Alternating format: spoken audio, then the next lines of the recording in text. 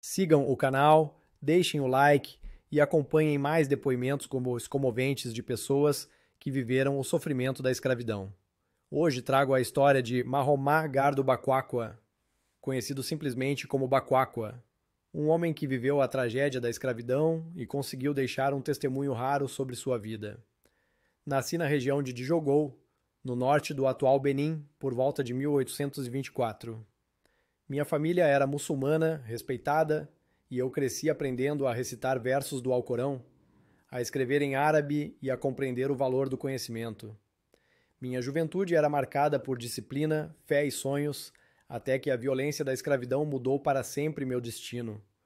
Fui capturado por inimigos em meio a guerras internas e vendido a mercadores. Esse momento marcou o início de uma jornada dolorosa que me levaria do coração da África até o Brasil e mais tarde à América do Norte. Minha captura não foi um ato isolado, mas parte de uma engrenagem de guerras locais incentivadas pelo comércio de escravizados.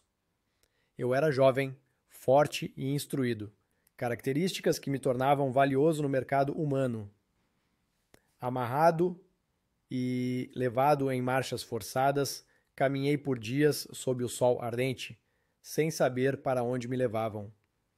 Ao meu redor, outros prisioneiros choravam, alguns caíam de exaustão, outros eram castigados com violência para continuarem em pé. A fome e o medo nos consumiam. Eu me perguntava como alguém que conhecia o valor da palavra escrita, que sonhava em ensinar e aprender, poderia agora ser tratado como mercadoria. Os homens que nos escoltavam falavam em trocas de armas, tecidos e bebidas, como se nossas vidas valessem apenas isso.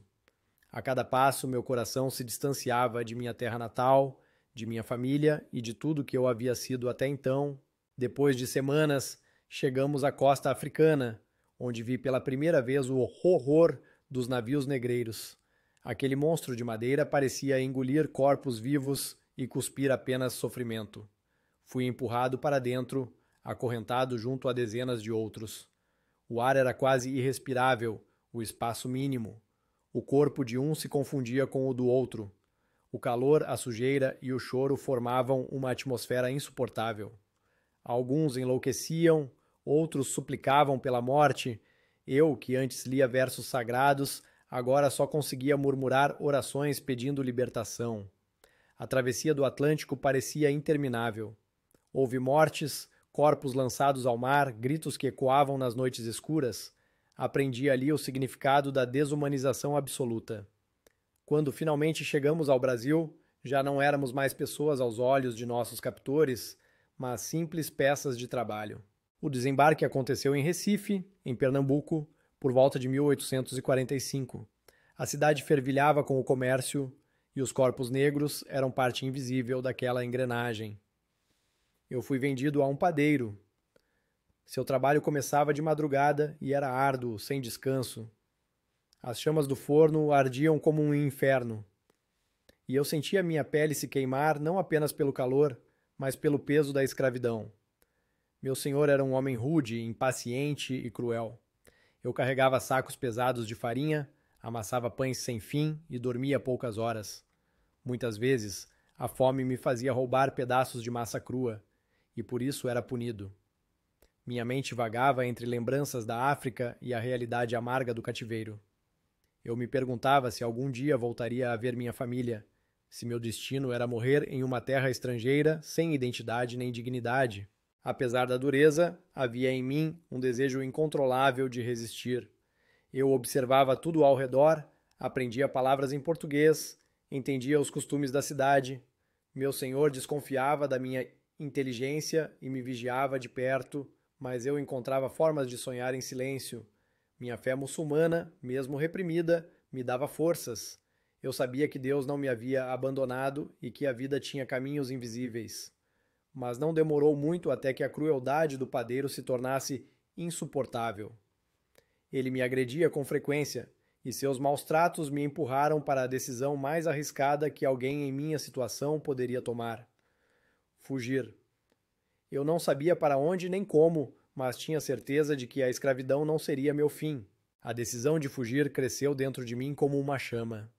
Eu não suportava mais as humilhações do padeiro, nem o trabalho incessante que consumia minhas forças. A cada noite, quando deitava exausto no chão duro, minha mente se enchia de planos. Observava o movimento da cidade, as rotas dos navios, o vai e vem de marinheiros estrangeiros. Recife era um porto cheio de possibilidades e também de perigos. Eu sabia que, se fosse pego, a punição seria cruel, talvez a morte. Mas a esperança de liberdade pesava mais que o medo. O pão que eu amassava todos os dias parecia representar as correntes que me prendiam. Duro, repetitivo, sem sabor. Decidi que não queria mais ser massa moldada pelas mãos de outro homem, mas dono do meu destino. Essa decisão me deu uma nova energia, mesmo que disfarçada. Eu sorria por dentro ao saber que em breve tentaria o impossível. A oportunidade surgiu quando conheci marinheiros americanos que passavam por Recife. Eu percebia que eles falavam uma língua diferente, que vinham de um mundo distante, e logo pensei que talvez pudessem ser minha chance. A coragem se misturava ao desespero, e tomei a iniciativa de me aproximar deles em pequenos momentos, oferecendo ajuda com cargas ou observando seus gestos. Um dia, quando o padeiro estava distraído, consegui trocar algumas palavras em sinais e gestos, tentando explicar minha condição. Os marinheiros entenderam o suficiente para perceber meu desejo de escapar. Meu coração batia acelerado, porque pela primeira vez alguém de fora enxergava em mim não apenas um escravo, mas um homem em busca de liberdade. A noite caiu sobre Recife e junto dela o plano começou a tomar forma. Eu estava prestes a arriscar tudo. A fuga aconteceu de forma rápida, mas o medo parecia esticar o tempo. Aproveitei uma madrugada em que o padeiro dormia profundamente após beber. Escapuli pelas ruas estreitas da cidade, correndo como se meus pés voassem. Cada som me fazia olhar para trás, temendo ser capturado. Cheguei ao porto e encontrei o navio americano. Os marinheiros, fiéis à promessa silenciosa, me esconderam a bordo. Fiquei imóvel em um compartimento escuro. Meu corpo tremendo, meu coração quase saltando do peito. O navio partiu, e só então percebi que tinha realmente deixado o Brasil para trás. A sensação era de alívio e terror ao mesmo tempo. Eu não sabia para onde ia, nem o que me aguardava, mas tinha certeza de que um novo capítulo de minha vida havia começado. Durante a viagem, comecei a entender algumas palavras em inglês, e aos poucos me comuniquei melhor com os marinheiros. Eles me davam comida, me tratavam com mais dignidade do que jamais havia recebido no Brasil. Meu corpo ainda carregava as marcas do cativeiro, mas minha mente começava a respirar liberdade. Chegamos ao porto de Nova York em 1847 e a cidade parecia um outro mundo. Ruas movimentadas, pessoas de diferentes origens, prédios altos e uma energia que eu nunca havia visto. Mas logo descobri que, mesmo ali, não seria simples. Os Estados Unidos também tinham leis que permitiam a escravidão, e eu corria o risco de ser devolvido ao Brasil. Era como se a liberdade fosse sempre um fio frágil, prestes a se romper. Apesar do medo, encontrei apoio em abolicionistas e religiosos que enxergaram em mim um símbolo de resistência. Aprendi a ler e escrever em inglês.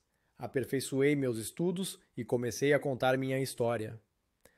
Cada palavra escrita era uma forma de lutar contra o esquecimento, de denunciar os horrores que vivi e que tantos ainda sofriam. Eu, que havia aprendido o árabe em minha terra natal, agora usava outra língua para dar voz à dor de meu povo. Foi assim que minha narrativa começou a ganhar forma, até se tornar um livro publicado em 1854. Uma das raras autobiografias de um ex-escravizado africano no Brasil. A lembrança da travessia, da padaria, das correntes e das noites sem esperança se transformava em força para que o mundo soubesse a verdade. Eu não falava apenas por mim, mas por todos que não puderam contar sua história. A vida em Nova York não foi apenas esperança. Logo após minha chegada, enfrentei momentos de incerteza. O medo de ser capturado e devolvido ao Brasil me acompanhava como uma sombra constante. Muitos escravizados fugitivos viviam escondidos, sempre olhando por cima do ombro, porque caçadores de escravos rondavam as cidades. Eu sentia o coração acelerar cada vez que alguém me observava por muito tempo. A língua era outra barreira, mas a fé e a vontade de sobreviver me empurravam para frente. Alguns homens bondosos, ligados a igrejas batistas, me acolheram e me ajudaram a permanecer seguro. Foi por meio deles que comecei a aprender o inglês de forma mais estruturada. Cada palavra nova era como uma chave que abria portas, uma arma contra a ignorância e a submissão. Mais uma vez, como em minha infância na África, o conhecimento seria minha salvação. Com o tempo, fui levado a Rochester, no estado de Nova York, onde havia uma comunidade abolicionista ativa. Ali encontrei pessoas dispostas a ouvir minha história e a transformá-la em testemunho público contra a escravidão. Eu era visto não apenas como alguém que escapou, mas como uma prova viva da crueldade do sistema. As reuniões abolicionistas me impressionavam. Homens e mulheres brancos e negros reunidos para lutar contra um mal que parecia tão enraizado no mundo. Quando me pediam para relatar o que vivi, no Brasil meu corpo estremecia, mas minha voz encontrava força. Eu contava sobre as correntes, os castigos, as noites no navio negreiro, e muitos choravam ao ouvir. Descobri que meu sofrimento não seria em vão se pudesse servir para abrir os olhos de outros. A dor se transformava em denúncia. Foi nessa época que me aproximei de missionários batistas, que desempenharam um papel fundamental em minha vida. Eles me incentivaram a contar minha história em forma escrita, algo que parecia impossível para mim no início. No entanto, com a ajuda de intérpretes e amigos, minhas memórias foram sendo registradas. Cada detalhe revivia em minha mente. O rosto do padeiro em Recife, o calor do forno, o cheiro da massa, os gritos do navio negreiro. Escrever era como sangrar de novo, mas também como curar feridas. Eu sabia que muitos jamais conheceriam essas realidades se não fossem relatadas por quem as viveu. Foi assim que nasceu a ideia do livro que mais tarde seria publicado. Uma obra única que mostraria ao mundo que, por trás dos números frios do tráfico negreiro, existiam vidas, sonhos e famílias destruídas. A escrita da minha narrativa não foi apenas uma obra pessoal, mas um ato político e espiritual. Eu me sentia parte de uma missão maior, guiado pela fé de que Deus me havia permitido sobreviver para dar testemunho. Ao revisitar minha infância na África, eu lembrava com clareza das aulas corânicas, das tardes tranquilas em que minha família se reunia, das tradições que nos davam identidade. Contrastar essas lembranças com o horror do cativeiro me fazia compreender ainda mais a profundidade da perda sofrida por milhões de africanos arrancados de sua terra. Cada página escrita era um lamento por aqueles que não resistiram, mas também uma esperança para aqueles que ainda poderiam conquistar liberdade. Minha vida já não era apenas minha. Tornara-se símbolo da luta contra a escravidão no Brasil e no mundo. Com o tempo, minha história começou a circular em reuniões, jornais e grupos abolicionistas. Eu era chamado para falar em igrejas e associações onde minha presença despertava grande curiosidade. Muitos nunca haviam visto alguém que viera diretamente da África, atravessara o oceano, sofrera como escravizado no Brasil e ainda assim estivesse diante deles como homem livre. Minha voz, ainda com sotaque carregado, ganhava força a cada encontro. Eu percebia que não apenas contava uma história, mas representava um povo inteiro silenciado. Sentia orgulho, mas também um peso enorme, porque minhas lembranças eram dolorosas demais. Ainda assim, segui em frente. O menino que um dia aprendera o Alcorão agora falava para multidões, usando sua própria vida como arma contra a escravidão. Apesar da força que eu ganhava ao contar minha história, dentro de mim ainda havia uma dor que nunca cicatrizava, a saudade de minha família na África. Muitas noites acordei em prantos, lembrando do rosto de minha mãe, da voz do meu pai, dos amigos que deixei para trás. Eu não sabia se ainda estavam vivos, se haviam sido mortos em guerras ou até mesmo vendidos como eu. Essa incerteza era como uma corrente invisível que ainda me prendia. Em público, eu falava com coragem, mas no silêncio dos meus aposentos, as lágrimas corriam sem que ninguém visse. A escravidão não me arrancou apenas da minha terra, mas também me privou de minhas raízes, de meus afetos mais profundos. Mesmo vivendo como homem livre nos Estados Unidos, havia em mim uma ferida que jamais se fecharia. Em minhas palestras, muitas pessoas me perguntavam sobre a vida no Brasil e eu descrevia com detalhes o que testemunhei. Falava sobre os engenhos, onde escravizados trabalhavam de sol a sol, cortando cana, carregando pesados feixes sob o chicote de feitores impiedosos. Contava sobre as senzalas, lugares de dor e humilhação, onde homens, mulheres e crianças eram amontoados como se fossem animais. Falava dos castigos cruéis, da solidão, da separação de famílias.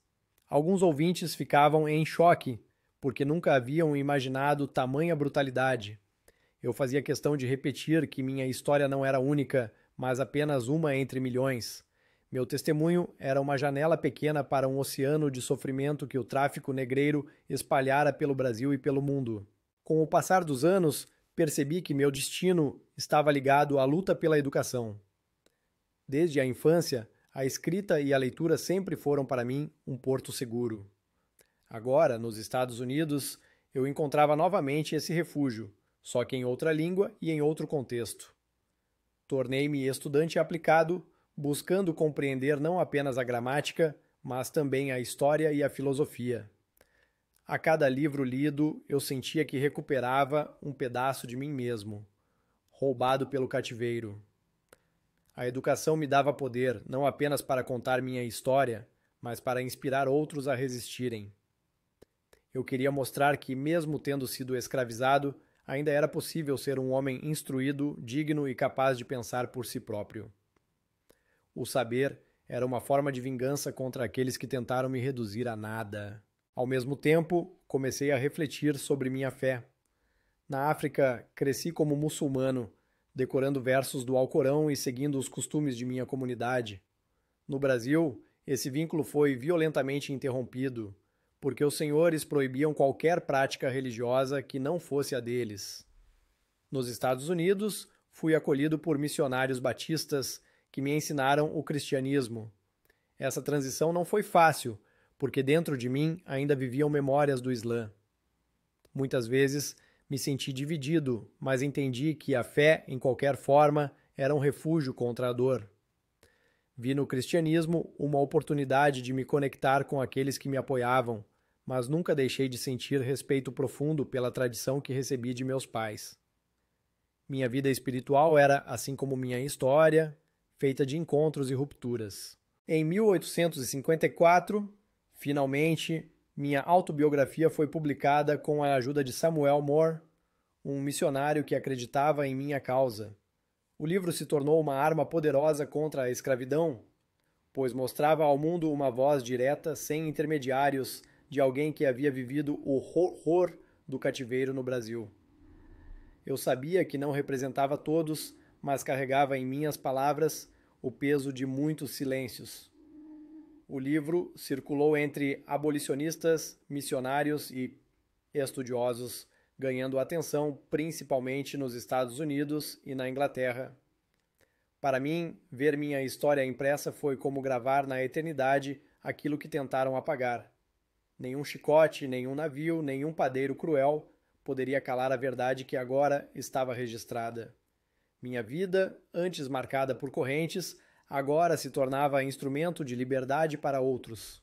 A publicação de minha autobiografia trouxe alívio, mas também responsabilidade. Eu não era mais apenas um sobrevivente, mas um porta-voz. Onde quer que fosse, as pessoas esperavam que eu desse testemunho sobre o tráfico, sobre o Brasil e sobre a África. Isso me pesava, porque cada palavra pronunciada era também uma ferida reaberta. Mas, ao mesmo tempo, compreendia que Deus me havia preservado por um propósito maior. Via rostos atentos, lágrimas discretas, punhos cerrados em indignação sempre que eu falava. Era como se minha dor, antes solitária, se transformasse em força coletiva. Eu percebia que minha vida ganhava outro sentido. Eu não vivera em vão.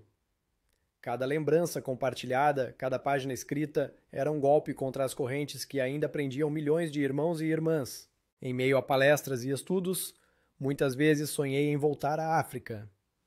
O desejo de rever minha família nunca me abandonou.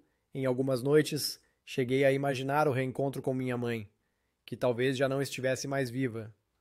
Será que meus irmãos lembravam de mim? Será que alguém na aldeia ainda pronunciava meu nome? Esses pensamentos me assombravam, porque a distância parecia infinita. Havia rumores de que missionários planejavam estabelecer trabalhos religiosos e educativos no continente africano. E ao Ezequiel, eu cheguei a acreditar que poderia acompanhá-los. Queria ensinar as crianças africanas não apenas a ler e escrever, mas também a se defender contra o comércio de escravizados que devastava nossas comunidades. Meu coração estava dividido entre a nova vida na América e o chamado profundo da minha terra natal. Apesar da esperança, enfrentei muitos momentos de solidão. O ambiente nos Estados Unidos era hostil para os negros, mesmo os que viviam em liberdade. O racismo estava presente em olhares, em palavras e em leis que nos colocavam sempre em posição inferior. Eu havia fugido do cativeiro no Brasil, mas percebia que a liberdade nos Estados Unidos também tinha muros invisíveis. Muitas vezes fui tratado como um objeto de curiosidade, alguém exótico, uma história viva para ser exibida em reuniões. Havia quem me olhasse com compaixão, mas também quem me encarasse com desconfiança.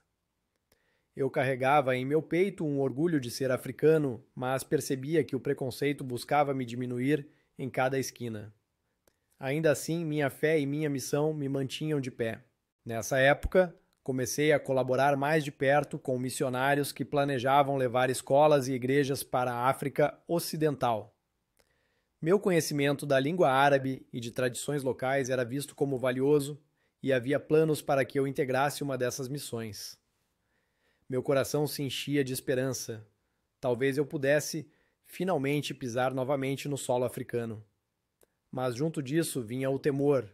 Eu me perguntava se seria aceito de volta por meu povo, já que carregava em mim marcas de uma vida distante e mudanças profundas. Também temia não encontrar mais ninguém conhecido. A África de minha infância poderia já não existir. Ainda assim, a ideia de voltar era como uma chama que iluminava meus dias.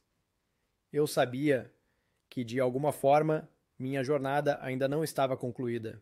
Enquanto esperava por essa oportunidade, continuei a me dedicar ao estudo e à escrita. Queria que minha mente fosse cada vez mais afiada, capaz de dialogar com líderes e influenciar pessoas importantes. Passei a ler não apenas textos religiosos, mas também obras sobre filosofia, história e política. Queria compreender o mundo em toda a sua complexidade. Descobri que a escravidão não era apenas uma prática cruel, mas parte de uma engrenagem econômica global, sustentada por ganância e desumanização. Essa consciência me dava mais clareza sobre o tamanho da luta. Eu não estava enfrentando apenas indivíduos cruéis, mas um sistema inteiro. Ainda assim, eu acreditava que a palavra,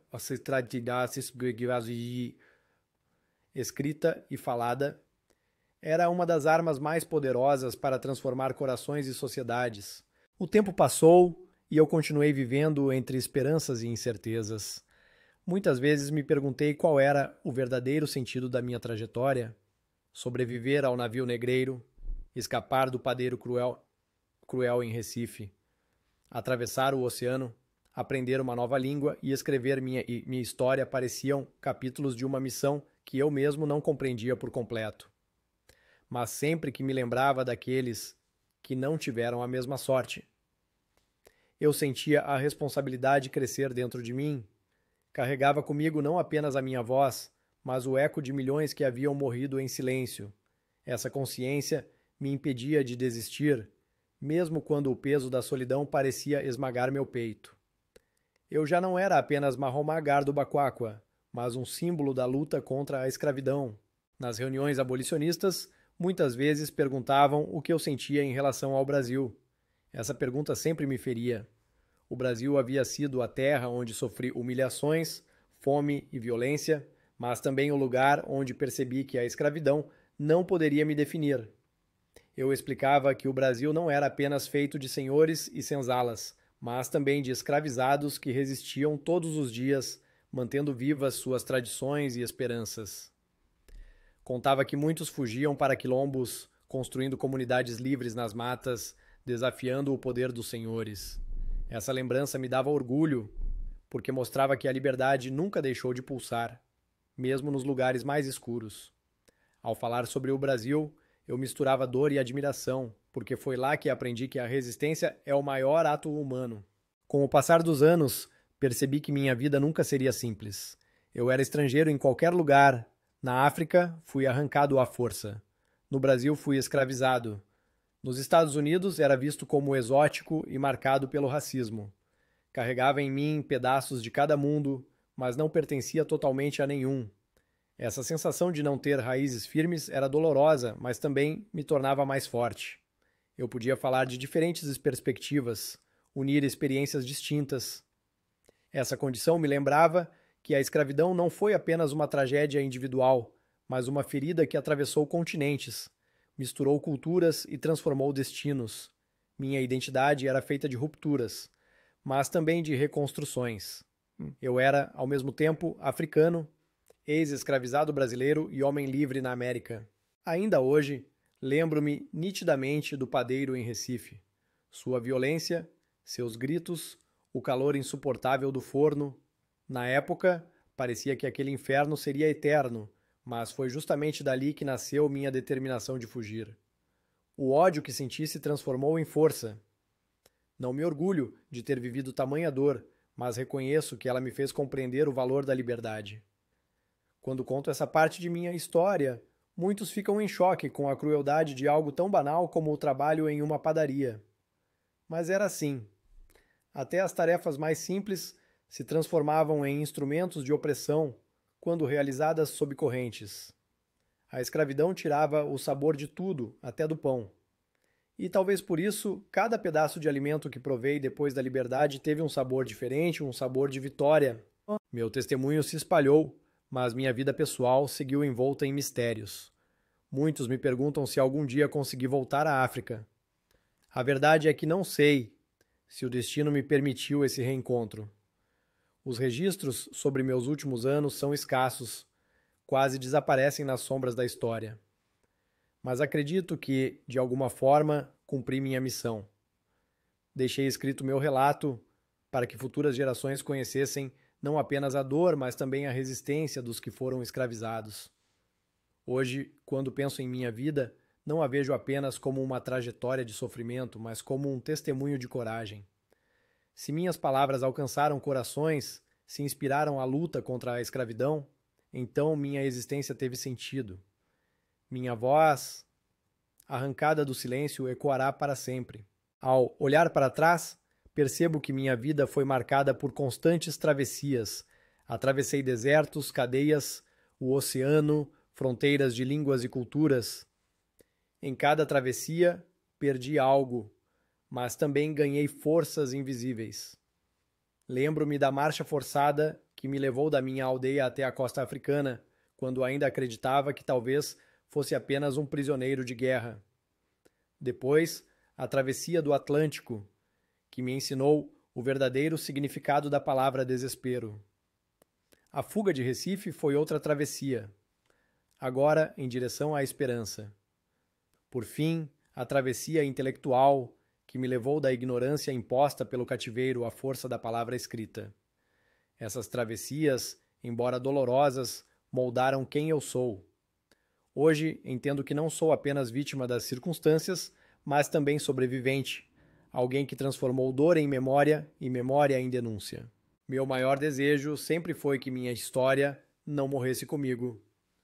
Quando aceitei reabrir minhas feridas para escrevê-la, sabia que estava oferecendo minha alma ao julgamento do mundo. Muitos poderiam duvidar, criticar ou até esquecer, mas outros se emocionariam, refletiriam e talvez lutassem.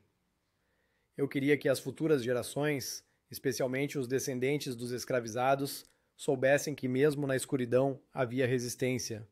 Queria que entendessem que não éramos apenas números em registros de navios, mas homens e mulheres com famílias, culturas, fé e sonhos interrompidos. O livro que deixei não é apenas sobre mim, mas sobre todos aqueles cujas vozes foram silenciadas. Se um dia alguém perguntar quem foi Baquaqua, que saibam que fui apenas um entre muitos, mas que consegui transformar meu grito em palavra. Muitas vezes me pergunto o que teria acontecido se nunca tivesse sido capturado. Talvez eu fosse professor em minha aldeia, ensinando o Alcorão e transmitindo tradições. Talvez tivesse me casado, criado filhos, envelhecido sob o olhar da família.